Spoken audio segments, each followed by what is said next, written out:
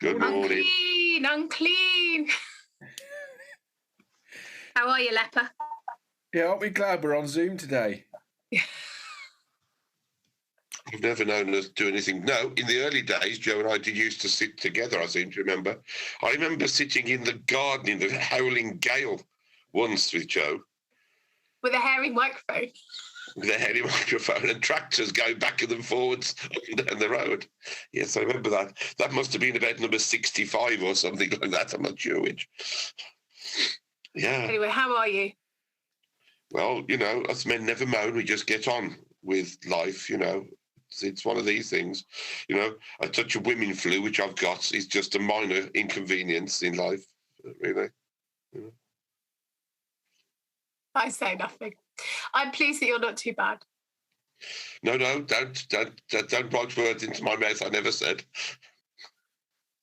So that means you're the only one left. I know the dear viewer is obviously concerned about me, and thank you very much indeed. But you know, this COVID thing is since the trial, and I guess to have survived 2 years without it is pretty good going.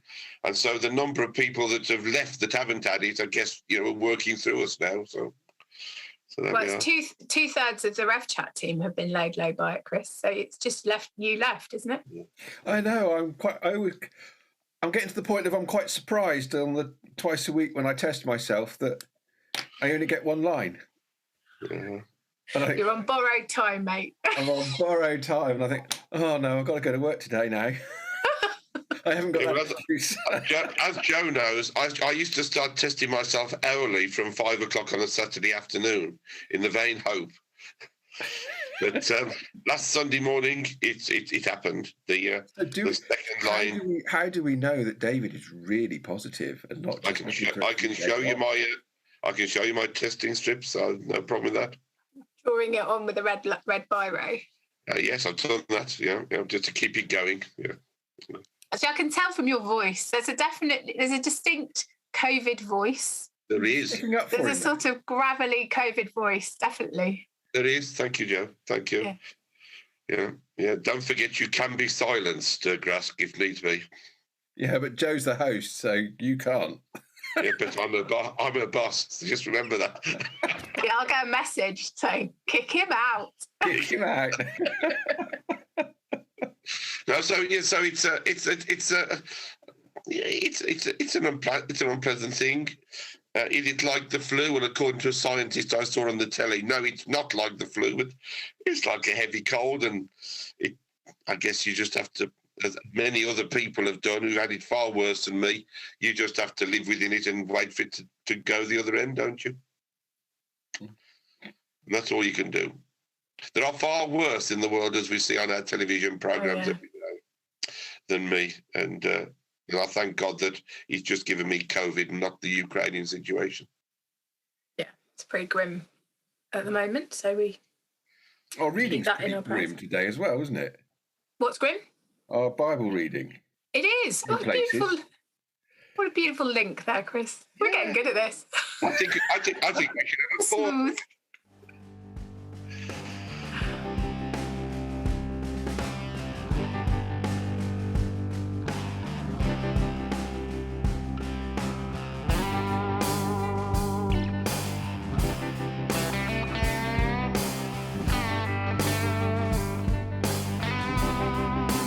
I'll pause. Come on then, read us the awful reading. You're just giving Harry something to edit out, aren't you? Yeah, keep him on his toes. So Luke chapter 13. At that very hour, some Pharisees came and said to Jesus, "Get away from here, for Herod wants to kill you." Oh. He said to them, "Go and tell that fox for me. Listen, I am casting out demons and performing cures today and tomorrow, and on the third day I finish my work.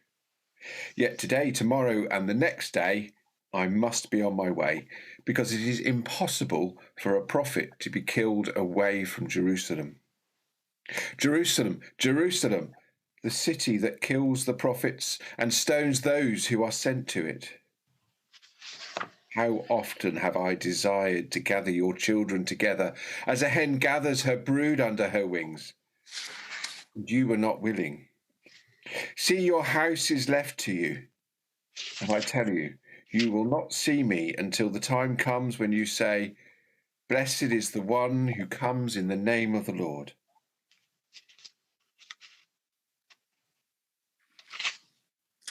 Wow. Now, I've read Yes. it. Somebody else can give some first impressions. I think I've been moved this Lent so far, and particularly also to do with our Lent book that we're reading, that how abrasive Jesus gets towards the end of his ministry. I mean, he is not mincing his words by this point, is he? There's no kind of polite deference to anybody. You know, the Pharisees are there, and he basically just says, go and tell the fox Herod that, you know, they come to threaten to kill him, and they come bearing death threats, and you know, he just tells it like it is. So I think it's quite risky language, isn't it? Risky talk, mind you. He knows where he's ending up, I guess. So well, you've got those illusions of the 3 days, haven't you? Today, tomorrow, and the next day, which is actually what I read.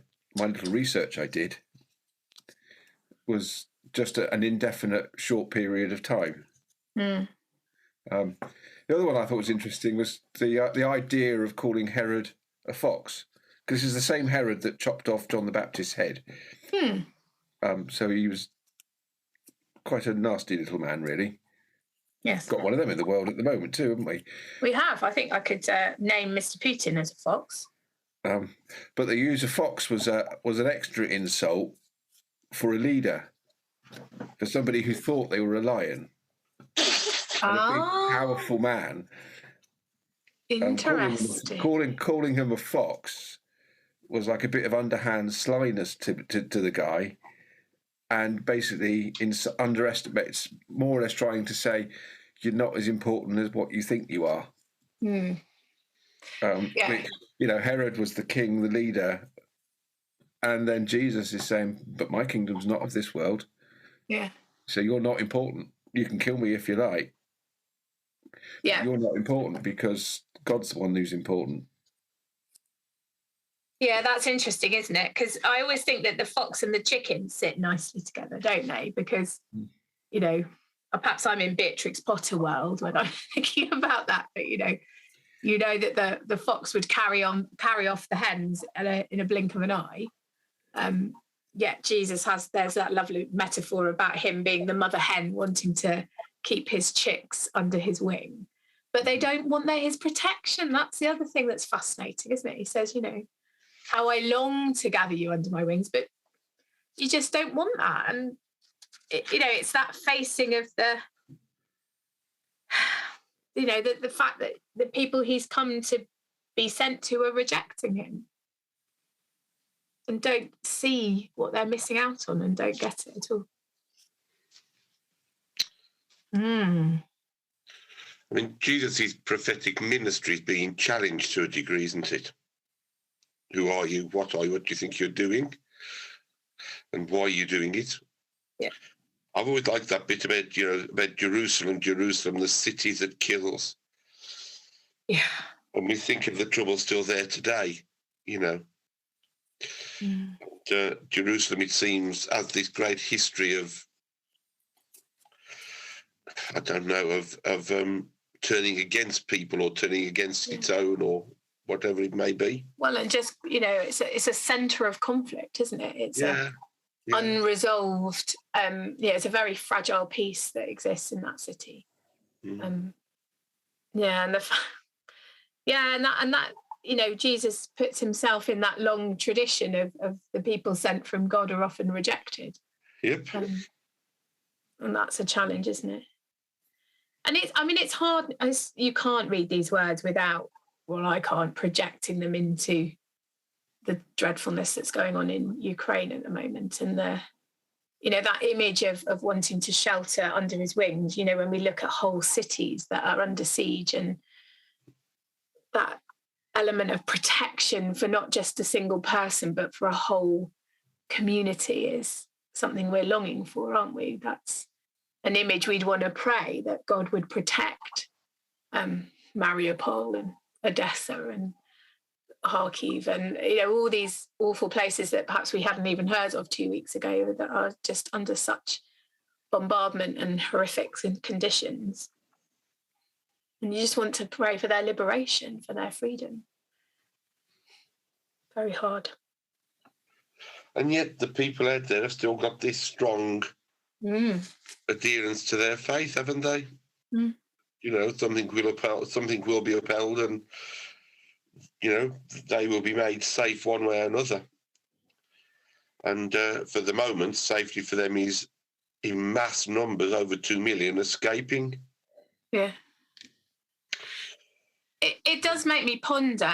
Please don't hear. I'm not about to allege that President Zelensky is the Messiah. That's not what I'm about to say. But it really makes me reflect on leadership. So the really interesting point that Chris just made about fox being such an insult, because as a leader, I guess you want to be described as the lion or the bear or, great towering animals, and a fox is cunning and insignificant in comparison to a lion, and there is no respect for Herod's leadership. And that image that people had for Jesus being the Messiah, and they wanted him to be that strong military leader. They wanted the equivalent of what the president of Ukraine is doing at the moment, appearing in his military combat T-shirts and having that really profound sense of powerful leadership, that I am alongside you and I will fight with you, which is exactly what they want to hear. But Jesus, didn't step into that role, even though that's what a lot of people wish that the Messiah role was, because they wanted the fox overthrown, didn't they? They wanted the puppet leadership and the onerous subjection from Rome to be liberated from that. And they wanted Jesus to occupy this physical military liberation role. And his metaphor of leadership is, let me gather you under my wings. Well, let love love you. Yeah, love is what's going to win. Exactly. And of course, when eventually the people desire was met and Herod died or whatever, his son was even worse. So they stepped from one despotic leader to an even worse one. And it was interesting. I saw a cartoon in the paper yesterday of the great bear, which of course is the Russian type of image, isn't it? The great bear. And there he was, just about to tread on a yellow and blue Lego brick. So ever small and insignificant, actually, it can be that's going to cause the most pain and defeat in the end. I don't know. It was just a very cleverly put together cartoon, really. But yes. So where does it take us for our, I guess it's asking, for me, this passage is giving me questions over leadership, how we lead, how we hold power, because all of us hold power. I don't just mean clergy. I mean, any of us in church, we might be on a PCC, we might be part of a voluntary group, we might, we all have leadership roles in our families, don't we? Things like that. And how we hold power and how we use power, and whether we model ourselves on that servant, loving, hearted leadership. There's some questions for me around that. And who, I guess the question I'm asking myself is, who do I long to be gathered under Jesus's wings? When we pray for people, that particular pastoral concern that we have for some of our families or people in our churches, and you just think, oh, wouldn't it be so good that you could just be gathered up under God's wings today and just know that you're sheltered from the storm? It's a lovely thought, isn't it? I mean, my brain goes in a different direction to that. Almost the opposite, I think. Maybe because looking at the front one, Herod wants to kill you. Jesus saying, I'm finishing my work, and he's talking about he's going to be killed. Jesus knows here his destination. He knows that he's going to be put on the cross, and he knows that Herod's going to be a part of that. Yet he keeps going. You know, he's not running away. It's, okay, I know life's tough. Well, that's what we've got to do at the moment. And like you say, if we go back to Ukraine, that's what the president's being heralded for, isn't it? He's, you know, he hasn't run away to a foreign country and trying to tell his little minions over the internet, or go and fight back, but I'm perfectly safe. You know, he's there sitting around having a cup of tea with his soldiers saying, I'm in it as well, lads. Yeah. You know, that first peace talks he went to, he said, look, yes, it might be an ambush, I might get killed, but I've got to do whatever I can to try and protect my people. And ultimately, that's what Jesus is doing for everybody in the world. We don't know what troubles we might have. We don't know how hard life's going to get. And for some people in the world, everybody in Ukraine at the moment, it's especially hard. But Jesus is casting out demons. He's performing cures. Tomorrow he'll be on his way. It's impossible for a prophet to be killed in Jerusalem, so I'm going to Jerusalem. It's impossible for a prophet to be killed in Jerusalem, but so if I don't go to Jerusalem, I'll be all right. I'll be safe. Yeah, exactly. You know, Jesus doesn't do that. No. Jesus says, look, I'm doing this because I love all my people. And then because I'm doing all of this, then I can be the hen that gathers her brood under her wings. Yeah. And, you know, sometimes life is hard, and yet we are called to do the hard part, the hard graft of life. And that's the sort of thing that helps us bring into glory. That's a very different story from the same Bible passage that Joe just told us. Yeah, but there's links, aren't there? I think there's really, it takes us to the same point. But it's an interesting, I see it particularly that the work that God calls us to do, you can't run away from. It has to be done and completed. And Jesus is doing what God has told him to do, and he's not going to run away from it, because he knows potentially that God will protect him, because now is not the hour or the moment for his death to occur. Now, he had that kind of foresight, I guess, that we perhaps don't always have. But I think it's very interesting that, you know, we're reminded God calls us to do something, we're asked to do something, it has to be completed before we pass on. And in Jesus' case, he's passing on towards the next step, towards Jerusalem. Do you take that last line to be a reference to Palm Sunday? Yeah, I think possibly. Yeah. When they shout, "Blessed is the one who comes in the name of the Lord, Hosanna in the highest." I don't, Oh, that's interesting. Three really, you know, I don't think they're disconnected, because how can they? They come from the same source, but they offer just different viewpoints into that passage, and surely that's what Rev Chat's about. Doing that reflection into the scripture passage and bringing our own experience into it. In the light that God will protect Jesus to complete his work, he's gathering the people under his wings, this metaphorical, I'll gather you under my wings, because I will protect you in the work that God has for you as well. Don't steer away from it. And sometimes it's easy to take the easy option, isn't it? And the Ukrainian president, well, he hasn't got much option anyway. He could run away. You're quite right, Chris, but he's chosen not to. We don't know where he is, of course, because it's easier. The Clive Murray, or one of the other reporters, said the other day, it's very easy to transport your green chair to another place, wherever you are, you know. But they've got to keep him safe somehow, haven't they? And you know, God will protect him. He believes that, I think, from what he has said already. I don't know whether he feels the rest of the world is ready to protect him yet, and that's a different issue altogether. But you know, his faith in God seems set. Well, there we are. COVID got us into all kinds of interesting discussions today. So thank you for being with us, and thank you for sharing in this passage with us. And, you know, feel free to comment. Let us know where this passage has spoken to you, what it's spoken to you about. But it's always good to gather and explore together. You can find us wherever you find us. under a cushion, swept under the sofa. You can see us, or on social media, Facebook. Next to a packet of cold flu remedy, anything. I was going to say, yeah, and a screwed up tissue. Yeah. Yes.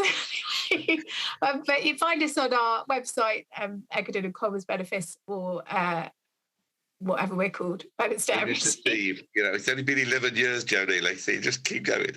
Nearly 10. Anyway, but it's lovely to see you, and we'll see you again, and keep in touch, and stay safe. See you again very soon. Bye-bye. Bye then. Bye.